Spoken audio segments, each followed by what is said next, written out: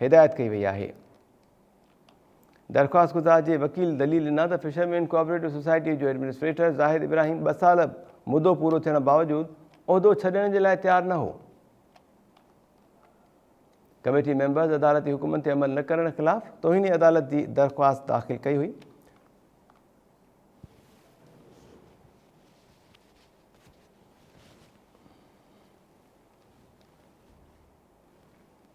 दरख़्वास्त गुज़ार जे वकील मोहम्मद बाबडा जो चवणु हो त ज़ाहिद इब्राहिम अदालती नाज़िर खे बि कमु करणु न ॾिनो। Sindh high court fisherman cooperative society जे एडमिनिस्ट्रेटर खे हटाइण जो हुकुम जारी करे छॾियो। फिशरमैन कोऑपरेटिव सोसाइटी खे एडमिनिस्ट्रेटर ज़ाहिद इब्राहिम जी जाइ ते कमेटी क़ाइमु करे मामला हलाइण ऐं चूंडूं कराइण जी हिदायत कई वई आहे। फिशरमैन कोऑपरेटिव सोसाइटी जो एडमिनिस्ट्रेटर ज़ाहिद इब्राहिम 2 साल मुदो पूरो थियण बावजूदि उहिदो छॾण जे लाइ तयारु न हो। दरख़्वास्त गुज़ार जे वकील इहो मौक़िफ़ इख़्तियार कयो। कमेटी मेंबर्स अदालती हुकुमनि ते अमल न करण ख़िलाफ़ तौहीनी अदालत जी दरख़्वास्त दाख़िल कई हुई। दरख़्वास्त गुज़ार जे वकील मोहम्मद बाबडा मूजिबि ज़ाहिद इब्राहिम अदालती नाज़िर खे बि कमु करणु न ॾिनो।